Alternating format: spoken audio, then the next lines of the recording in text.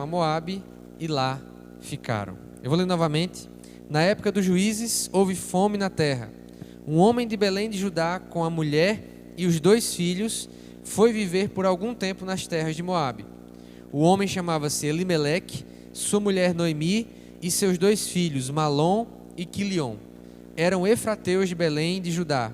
Chegaram a Moabe e lá ficaram. Amém? Que o Senhor aplique sua palavra ao nosso coração. O título que eu quero compartilhar da mensagem de hoje é As ironias e as decisões. Amém? Semana passada falamos algumas coisas, mas antes da gente entrar propriamente nesse tema que fala sobre ironia, que fala sobre decisão, são coisas que fazem parte da nossa vida de um modo geral. Eu queria explicar por que essa série se chama Fidelidade, Amor e Redenção, né? A gente fez um videozinho pequeno, né? A gente teve irmãs que narraram ali, né, o texto, né? A gente colocou no YouTube e o título, né, dessa série é justamente Fidelidade, Amor e Redenção, que são essas exposições em Ruth. Por que essas 3 palavras? Porque elas descrevem os processos que acontecem ao longo do livro de Ruth. E talvez a gente possa imaginar, né? Fidelidade, amor e redenção diz respeito aos personagens que aparecem nesse livro, as pessoas que fazem parte dessa história. Não. Fidelidade, amor e redenção resumem a ação de Deus na vida desses personagens. Resumem o agir de Deus na vida de Noemi, na vida de Ruth, na vida de Boaz. Então, a gente sempre enfatiza que o personagem principal do livro de Ruth, na verdade, o personagem principal da história da redenção é o próprio Deus. E quando lemos a Escritura, embora vemos ali vários personagens, nós nos recordamos, no final das contas, que o ponto-chave, né, o nosso irmão Clésio, nas aulas dele lá no seminário, ele sempre fala isso, que Jesus Cristo é a ponta fixa, o ponto fixo que reúne todas as pontas soltas. Então, tudo na Escritura, de fato, orbita, gira ao redor do nosso Criador e daquilo que Ele faz. O livro de Ruth é sobre isso. Como, apesar das limitações humanas, Deus age com bondade, age com fidelidade e amor, e como Ele faz de todas as coisas a sua obra de redenção. Você pode dizer, pastor, mas Ruth, ela não age com fidelidade em relação à sua sogra? Com certeza. Mas isso demonstra mais uma vez a operação de Deus em meio a isso tudo. Então, mesmo quando os seres humanos aqui envolvidos são fiéis, são zelosos, agem em amor, eles o fazem a partir da graça de Deus. Então, a gente precisa entender isso. O apóstolo Paulo, ele fala na sua carta, né, de 1 Coríntios, que ninguém pode dizer, capítulo 12, ninguém pode dizer Jesus Cristo é o Senhor, se isso não for uma obra do Espírito Santo. Agora, meus irmãos, se uma frase ela não pode ser dita sem a ação do Espírito Santo, o que dizer de uma vida de fidelidade? Então, a gente precisa começar a enxergar a graça de Deus até em coisas pequenas, até nos detalhes. Porque Ruth também é um livro sobre a vida familiar. Como ele começa? Começa com a história de uma família. E no trailer da série fala sobre isso, né? A gente está acostumado a olhar a Escritura e pensar nos grandes personagens, nos reis e nas rainhas, nas grandes batalhas, os exércitos, né? Nos milagres, né? A travessia. Quem não lembra da travessia do Mar Vermelho? Inclusive eu assisti esses dias o Fernandinho, né? Fez um clipe daquela música Moisés. Só que ele fez um clipe animado e ficou tão arretado o clipe, né? Tão bonitinho, né? O clipe animado ali, desenho. Lembrou aquele filme, né? Bem antigo que tem Moisés, o príncipe do Egito, que eu gostava muito de assistir, inclusive quando era criança. Mas a gente lembra dessas grandes histórias. Aqui nós estamos olhando para o tempo do juiz, mas numa realidade microscópica, numa realidade, né, aumentada, podemos dizer assim, com a família tendo o foco aqui na história. Então, Deus aqui é o personagem central e aqueles que estão sendo agraciados pela obra de Deus são essa família aqui e os personagens que ainda irão aparecer ao longo da leitura. Antes da gente também entrar no tema, é importante a gente trazer alguma coisa sobre a autoria. A gente sempre fala que a Escritura é um milagre pelo fato dela ter sido escrita ao longo de 1.600 anos em vários países diferentes e por pelo menos 40 pessoas escreveram a Escritura. E aí tem livros que a gente olha assim e fica se perguntando, né? Quem foi que escreveu esse livro? Ruth é um desses livros que a gente olha assim e diz, quem será que escreveu esse livro? E a resposta mais honesta que a gente pode dar é, não sabemos. Não temos como bater o martelo e dizer assim, essa pessoa foi quem escreveu Ruth. Olha o trovão. Esse fulano de tal foi quem escreveu Ruth. Quando você vai no Talmud, o Talmud é um documento de judaico, muito antigo. O Talmud, ele diz que o autor de Ruth, do livro de Ruth, é Samuel, o profeta. Só tem um problema com essa questão da autoria ser de Samuel. O texto de Ruth, no finalzinho, traz a genealogia do rei Davi. E trata Davi nessa genealogia como alguém já conhecido de quem está recebendo aquele texto. Ou seja, no mínimo, Ruth foi escrito no reinado de Davi. Só que no reinado de Davi, Samuel já tinha morrido. Então, não tem como Samuel ter escrito o livro de Ruth, porque Ruth foi escrito em uma época em que Davi já era conhecido como rei em Israel e Samuel já tinha morrido. Uma outra boa aposta, e que localiza muito bem na data provável que foi escrito o livro de Ruth, é Natã. Tudo indica, meus irmãos, que o livro de Ruth foi escrito entre o reinado de Davi e o reinado de Salomão. E uma pessoa que a gente vê na Bíblia, um personagem bíblico que a gente vê que casa com esses dois períodos de reinado, é justamente o profeta Natã. Ele viveu nesse período, ele tinha acesso a documentos reais, provavelmente aos registros que traziam a história de Ruth, e é provável que ele tenha sido o autor, então, desse livro, né, de Ruth. Embora, como eu disse, a gente não tem condições de afirmar com certeza. A gente só sabe que quem escreveu Ruth, escreveu numa época em que Davi já era um personagem conhecido, e outros detalhes que não vale a pena a gente entrar aqui, mas para que a gente saiba que há livros na Escritura que a gente não tem como saber exatamente quem foi que escreveu.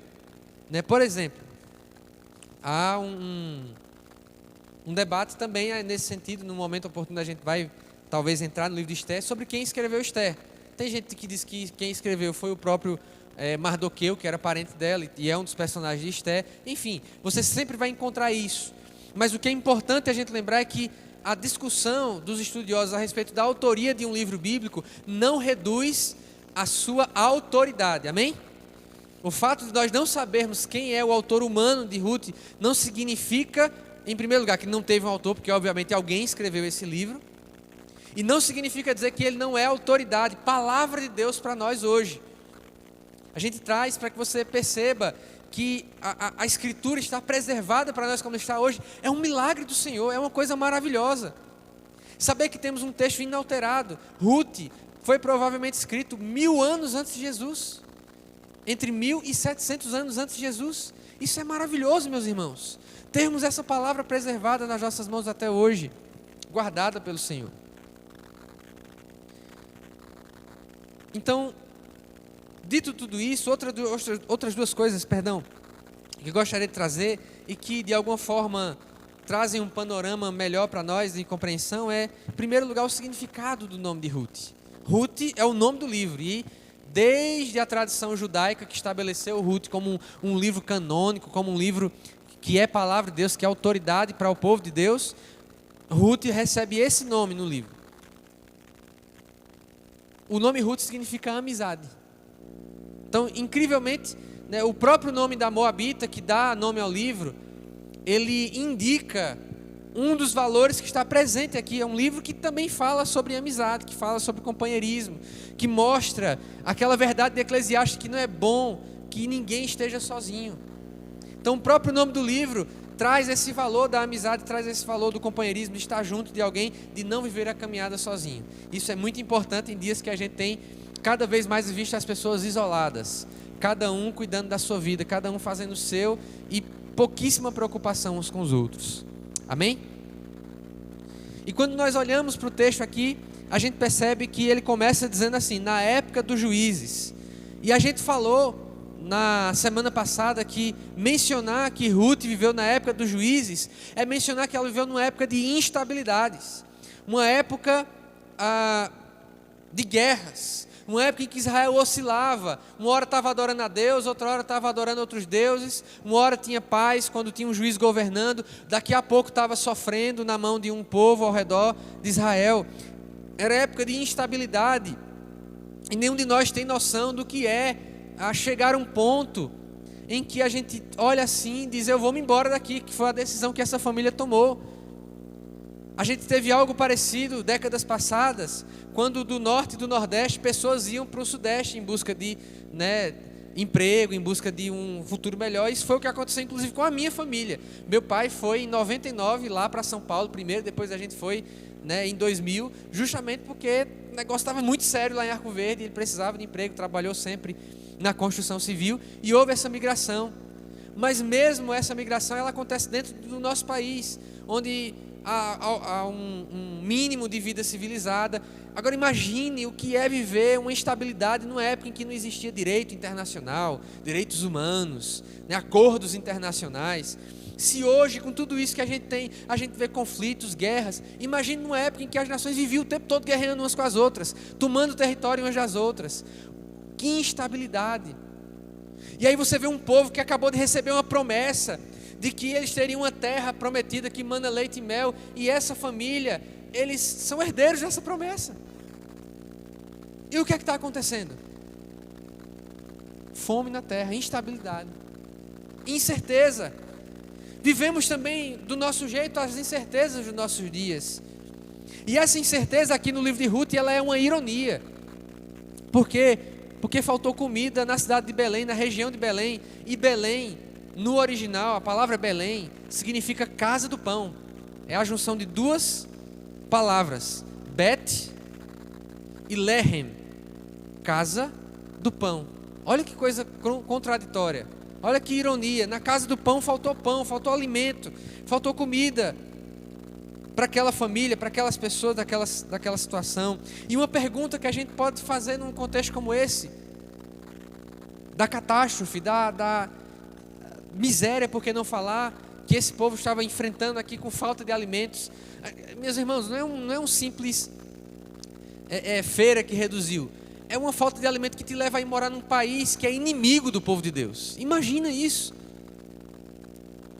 Imagina que coisa severa que essa família precisou enfrentar para tomar essa decisão. E diante de uma questão como essa, a gente se pergunta: será que Israel não estava sendo castigado?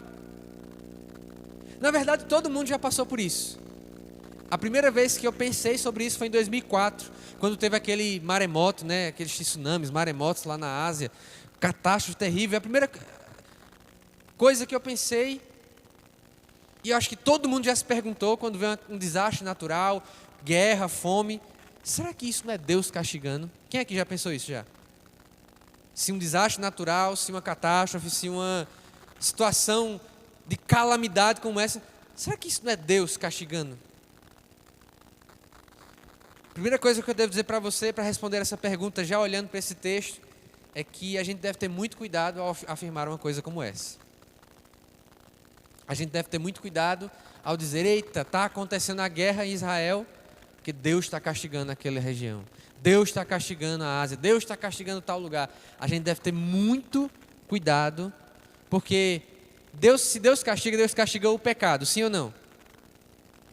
Eu pergunto: há mais pecado lá do que cá? Há alguma medida que a gente possa dizer assim: essa está pecando muito, então Deus vai castigar porque está pecando muito? Meus irmãos, o mundo inteiro peca. O mundo inteiro desagrada a Deus. Não pensemos nós, porque o Brasil é um país cristão, que há menos pecado aqui, que Deus não vai castigar aqui e vai castigar lá. Isso é uma visão muito simplista da justiça de Deus. Isso é uma visão muito superficial da justiça de Deus. Agora, verdade seja dita, a nação de Israel estava debaixo de uma aliança. Estava debaixo de um pacto. E esse pacto foi dado em termos muito claros por Deus à nação de Israel.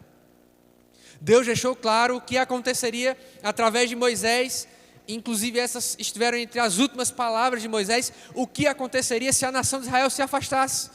Meus irmãos, estamos aqui apenas algumas gerações depois de Moisés, depois de Josué. E eu quero ler com você Deuteronômio, capítulo 27. Vamos lá para essa passagem.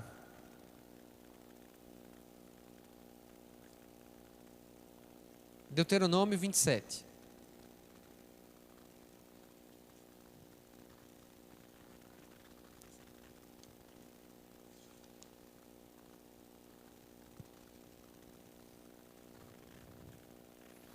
Estão entre as últimas advertências de Moisés para o povo de Deus.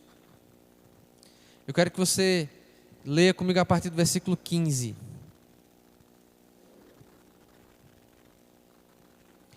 Deuteronômio.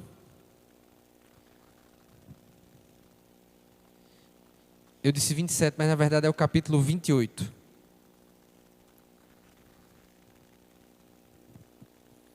Ele traz as bênçãos e as maldições que recairiam sobre o povo que estava firmando essa aliança com Deus agora.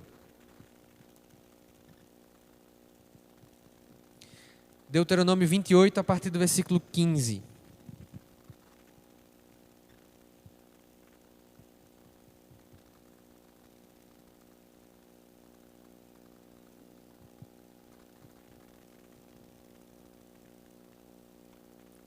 Entretanto, se vocês não obedecerem ao Senhor, o seu Deus, e não seguirem cuidadosamente todos os seus mandamentos e decretos que hoje lhes dou, todas estas maldições cairão sobre vocês e os atingirão. Vocês serão amaldiçoados na cidade e serão amaldiçoados no campo. A sua cesta e a sua amassadeira serão amaldiçoadas. Os filhos do seu ventre serão amaldiçoados, como também as colheitas da sua terra. E os bezerros e os cordeiros dos seus rebanhos, vocês serão amaldiçoados em tudo que fizerem. O Senhor enviará sobre vocês maldições, confusão e repreensão em tudo que fizerem, até que vocês sejam destruídos e sofram repentina ruína pelo mal que praticaram ao se esquecerem dele. O Senhor encherá de doenças até bani-los da terra em que vocês estão entrando para dela tomar posse. O Senhor os ferirá com doenças, devastadoras, febre e inflamação, com calor abrasador e seca, com ferrugem e mofo, que os infestarão até que morram. O céu, olha isso, sobre a sua cabeça será como bronze, o chão debaixo de vocês como ferro. Na sua terra, o Senhor transformará a chuva em cinza e pó, que descerão do céu até que vocês sejam destruídos. Ou seja, dentre as maldições que foram dadas por Deus, que viriam com a desobediência do povo, estava justamente a falta de comida, a falta de alimento, a más colheitas. Não sabemos exatamente se essa passagem essa passagem de Ruth, representa o cumprimento dessa palavra de Deus, a consequência do pecado do povo. Mas fato é que até hoje sofremos a consequência do pecado. Não dá para a gente dizer isso é um castigo de Deus, mas podemos com clareza afirmar que o mundo sofre as consequências do pecado, assim como a família de Ruth, o contexto em que ela viveu, a família de Noemi, na verdade, Ruth entra depois na história, a família de Noemi, de Elimeleque, seus filhos, eles estão sofrendo as consequências do que é viver num mundo de pecado, do que é viver num mundo de desobediência a Deus, de rebeldia contra Deus. Essas coisas acontecem. A gente não pode ser leviano de apontar isso é castigo de Deus, mas com certeza, meus irmãos, a vida é mais dura por causa do pecado. Com certeza a vida é pior do que poderia ser por conta do pecado. Com certeza o pecado traz consequências. Não sabemos se foi uma guerra que causou isso aqui, porque naquele contexto, povos dominavam sobre outros e diminuíam a quantidade de alimento. O próprio período de Juízes traz uma passagem que isso acontece. O período de Gideão, em que os midianitas dominam sobre a nação de Israel. E o domínio é tão severo que o povo passa fome. Talvez fosse o mesmo caso na geração de Ruth, de Noemi e dessas pessoas aqui mencionadas. Para você ter uma ideia, na época de Saul ainda, como rei de Israel, a Bíblia vai dizer que eles saem para a guerra, e a única pessoa da nação, os únicos dois do exército de Israel que tinha espada, era Saul e Jonatas.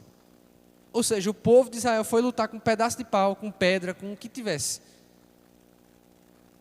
E o texto vai explicar, porque naquela época, o povo de Israel ainda era subjugado pelos filisteus, e os filisteus não permitiam que eles tivessem nenhuma lâmina. O texto deixa claro que até para afiar uma foice, eles tinham que ir para os filisteus autorizarem para afiar uma foice, uma enxada, uma pá, para eles trabalharem no campo. Então não sabemos que motivo levou isso. As incertezas desse mundo eivado, atacado pelo pecado, elas são assim, elas são cheias de ironias. É uma ironia que na casa do pão falte pão, mas isso é fruto de um mundo caído, isso é a realidade do mundo caído. O Brasil hoje é referência na área de agricultura, sabe-se lá até quando? Porque isso faz parte da ironia da vida humana, especialmente dentro de uma perspectiva que consegue perceber o que o pecado causa no mundo. As ironias, meus irmãos, e instabilidades, elas provam duas coisas.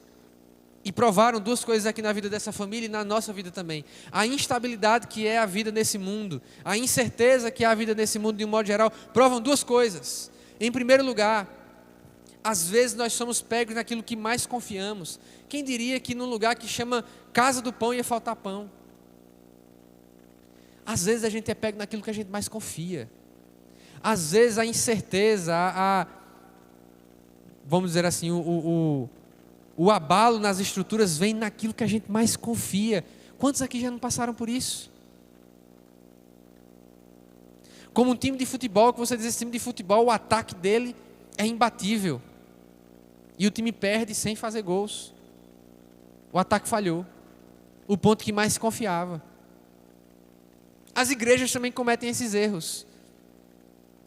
Tem igrejas que dizem, o nosso governo é o melhor governo. E sofrem nessa mesma área. Tem igrejas que dizem, a nossa doutrina é a melhor doutrina. E às vezes falham justamente na área doutrinária. Tem igrejas que dizem, a nossa igreja é a igreja mais acolhedora. E é nessa área que elas falham. E eu pergunto a você, você tem vigiado as suas áreas fortes? Aproveitando aqui a reflexão, você tem vigiado aquilo em que você é forte? Aquilo em que você considera que você está bem? Às vezes é nisso que nós somos pegos. As nossas áreas de maior força.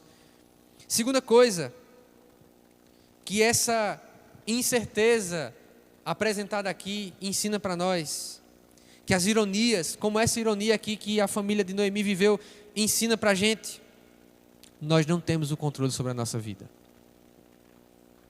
O que é que Tiago fala? Tiago fala sobre a incerteza dos planos humanos. Ele diz, por que vocês ficam dizendo, a gente vai fazer isso, a gente vai fazer aquilo, vamos viajar, vamos para tal lugar?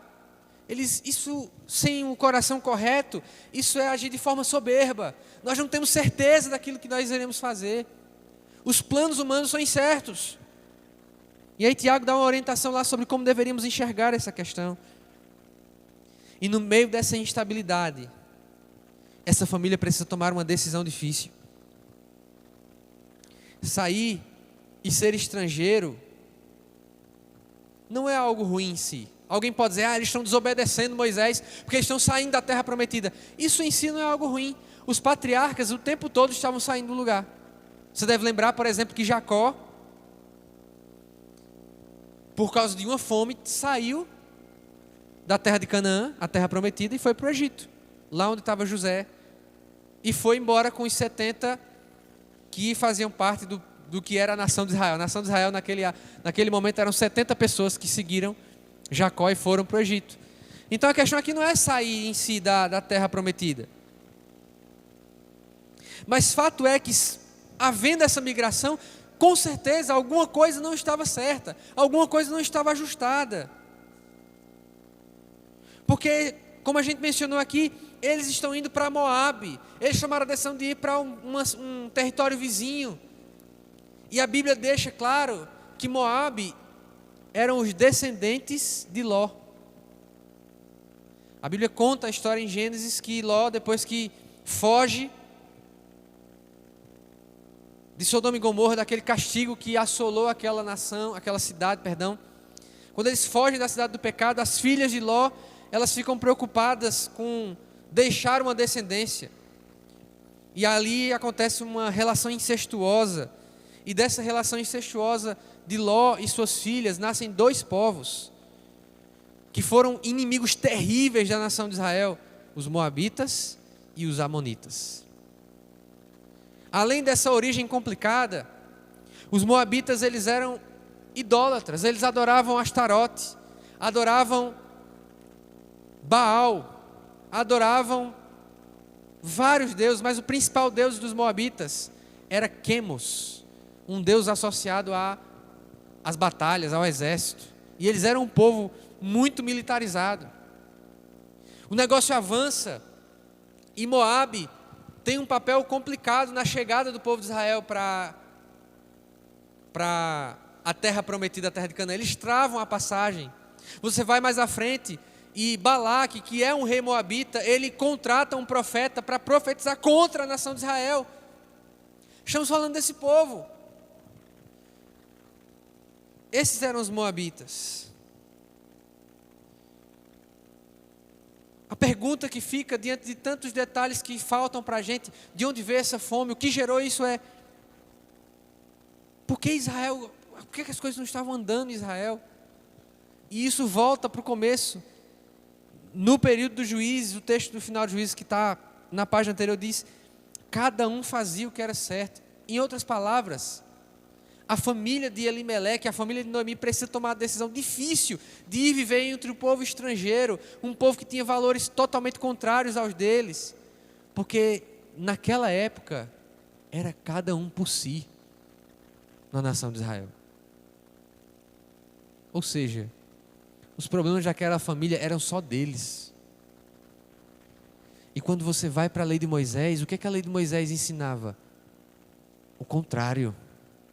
Que a nação precisava ter uma unidade, que as tribos deveriam se encarar como irmãs.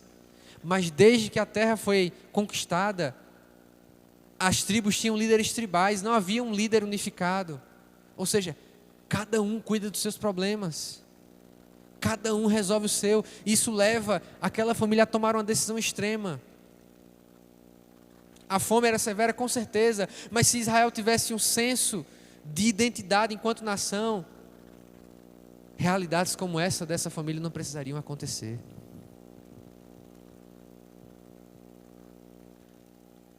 Então é porque aquele povo não conseguia obedecer aos mandamentos de Deus que coisas assim aconteciam. Olha que coisa. Quando falta identidade para uma nação, famílias são prejudicadas. Quando uma nação ela não consegue cumprir o seu propósito, quando ela não consegue viver em uma unidade onde as pessoas se preocupam umas com as outras, nas comunidades específicas que compõem aquela nação, o resultado é cada um por si.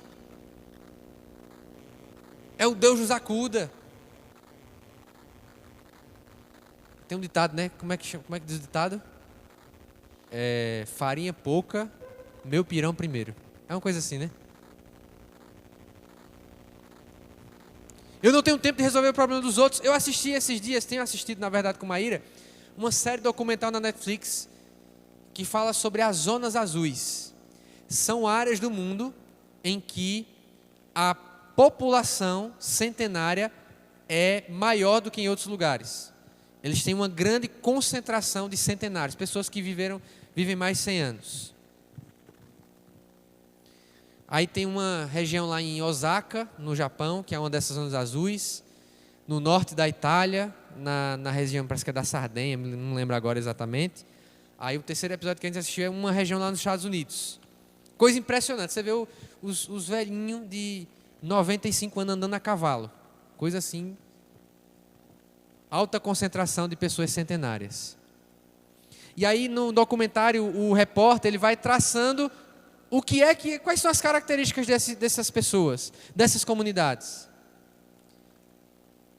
Todas elas, dentre tantas coisas em comuns, as pessoas têm vínculos. As pessoas têm rede de apoio, amizades verdadeiras, relacionamentos. No mundo onde é cada um por si, onde cada um resolve o seu problema, o diabo encontra um terreno fértil para enfraquecer os vínculos ainda mais, para adoecer as pessoas. Não é isso que temos visto, meus irmãos? Eu mesmo olho para mim às vezes assim, digo, rapaz, como eu tenho ficado cansado dos relacionamentos de modo geral rápido. A nossa sociedade nos empurra para o isolamento, nos empurra para se preocupar, a gente se preocupar só com o que é nosso.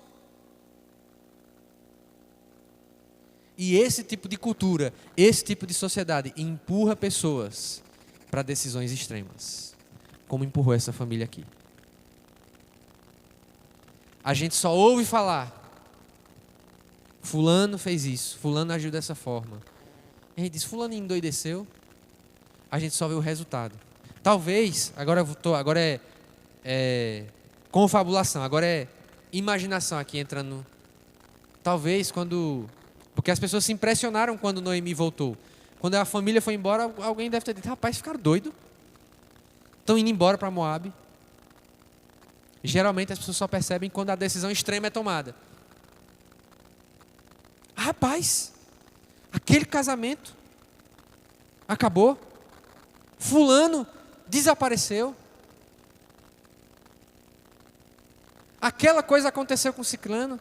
Ele tomou aquela decisão, ela tomou aquela decisão. Por que chegou a esse extremo? A gente só, no mundo onde não há vínculos, onde é cada um por si, a gente só sabe das pessoas quando coisas catastróficas aconteceram.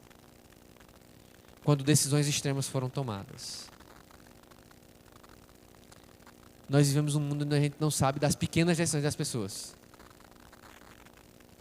Só sabe das decisões extremas. E Satanás sabe como somos enfraquecidos quando estamos isolados. Então, talvez você tenha vivido essa lógica, cada um por si e Deus por todos, né, como a gente fala. Deus só é por todos se todos também são por todos. Se a gente está preocupado com o outro. Então Israel talvez esteja sofrendo isso aqui naquele contexto. Porque de fato, Deus quer ensinar aquela nação a ter uma identidade coletiva. De preocupação com os outros. Deixa eu dizer uma coisa aqui a você. As pessoas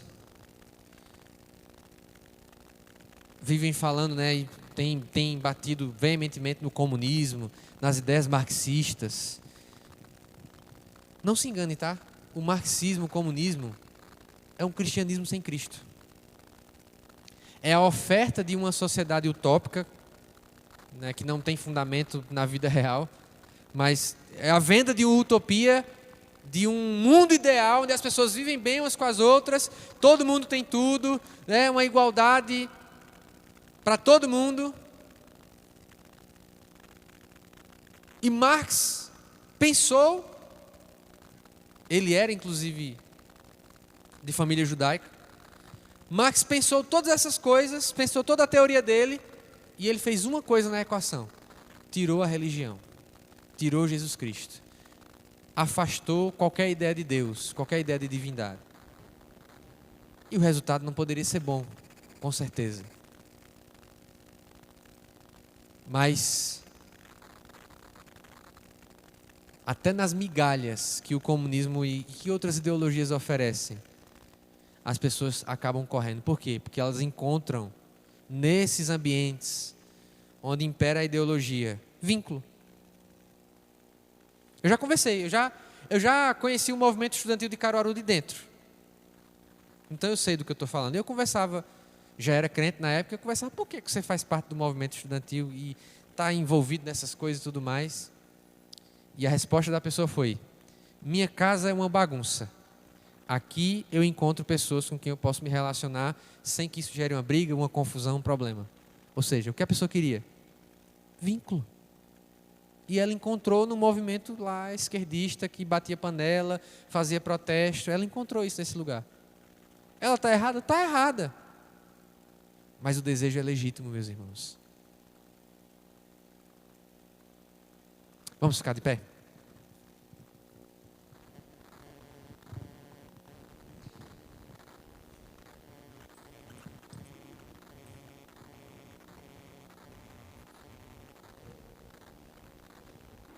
Nossa oração hoje é: Senhor, a vida com certeza é muito incerta.